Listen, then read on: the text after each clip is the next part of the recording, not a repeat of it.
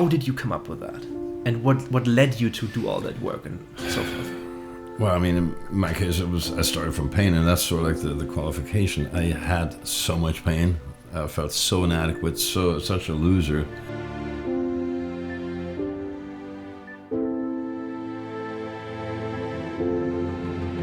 Whenever you have this kind of, like inner talk that tells you always mess things up. So the pathological inner critic, that's a term, I believe it's from the 50s, but it could be later, from a psychologist by the name of Eugene Sagan. He called it the pathological inner critic, PIC.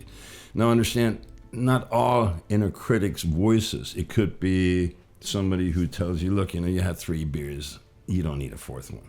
Now that's what my pathology, after 40 years of work, that's what my pathological inner critic is. No longer pathological. It's actually my best buddy. It's like friends don't let friends drive drunk or do stupid things or make an ass of themselves or whatever. That's where you want that voice. That voice has its place. It's like the small, still voice. It should be that small, still voice that keeps you on the straight and narrow.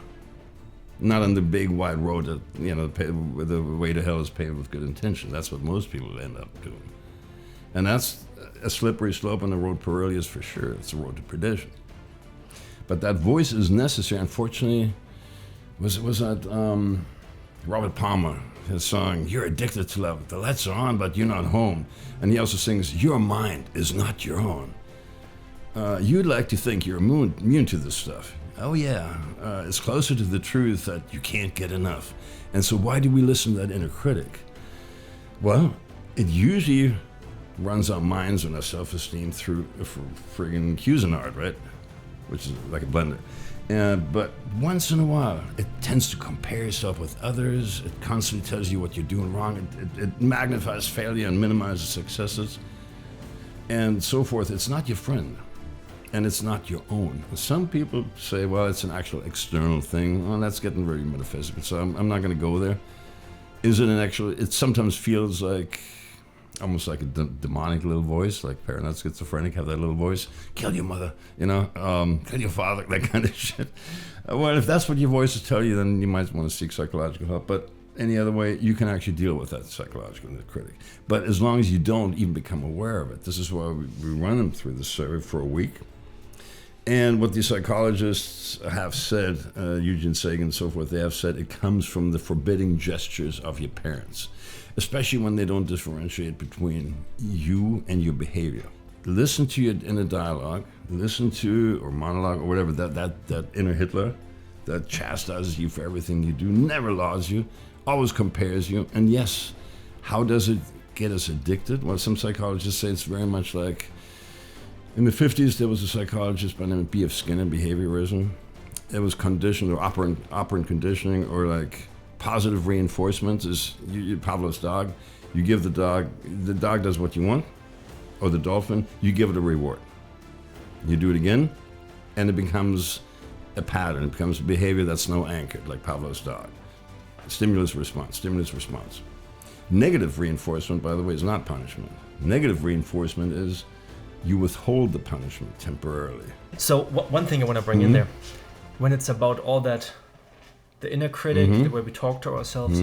Well, it keeps you addicted. I remember many people I talked to in the beginning when they just start trying to figure out, okay, I somehow don't feel quite good. What can I change about that?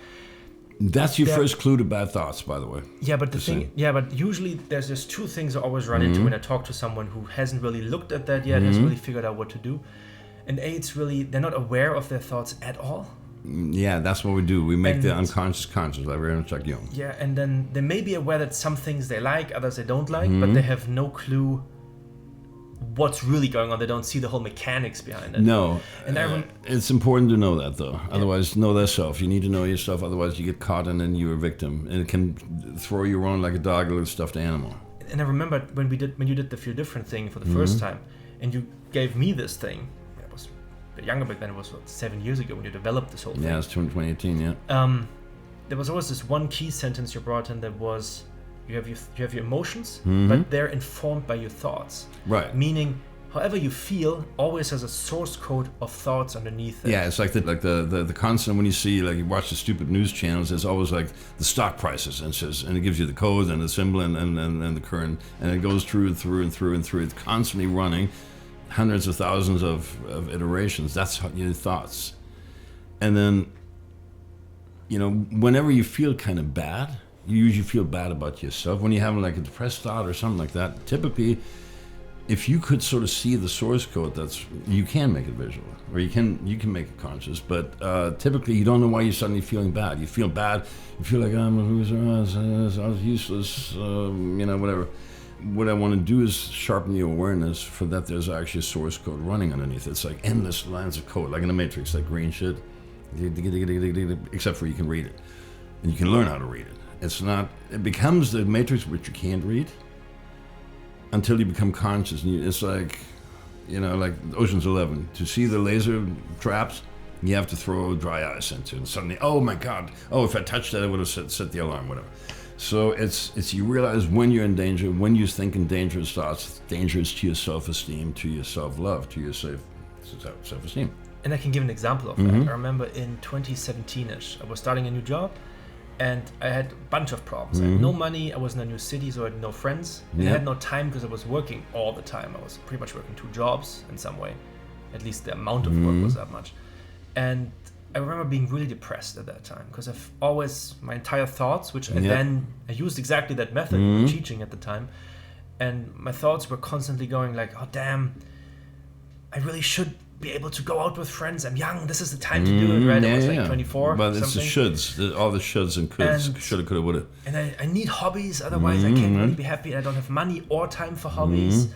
And also I see no way how this will change in the next year or two, at least, right? Because when you start a new it takes career, some time, And I was getting so depressed over that. And then when I learned all that stuff you're talking about now, I realized, stop, Bernard, the reason you are getting depressed is because you're always thinking about the reasons why you're getting depressed. Exactly, yeah, it becomes like a self-fulfilling. And then I used the CBT stuff you just talked about now and always stopped myself. Yeah, it's your first line of defense of CBT. And I or similar techniques like ACT. And I remember the affirmation you gave us back then was so different from all the shit I had heard years before when I tried to work on self-development. You can't take off the rack affirmations, track homes. Because what they tried back then was, no, I'm happy, I'm rich. Yeah, no, that doesn't great. work. Because your pathological critic says, oh, intruder alert, can't have those thoughts. They're wrong, they're bad. I'm going to show you who's boss. Yeah. And so, he will. But this time I used your stuff instead. And what I did back then was kind of like a modification of your original one. And it was, now I know this pattern. I could go into this depression because I have no friends right now. And because I don't have money. Right. And because I don't have time and money for hobbies. I could, but you always have a choice. Like in Minority Report. You always have a choice. Yeah. And the more I did that, I remember taking like a 1-hour hike. I did have that time through the mountains in the Black Forest. Go on a walk because that gets you out of your head. And then I had to stop myself probably 6, 7, 8 times during that 1-hour hike. Before I was going complete depression. Stop. Yeah. I could go there, but I don't. It's a slippery slope, kind of like a maelstrom that sucks you down like the bathtub.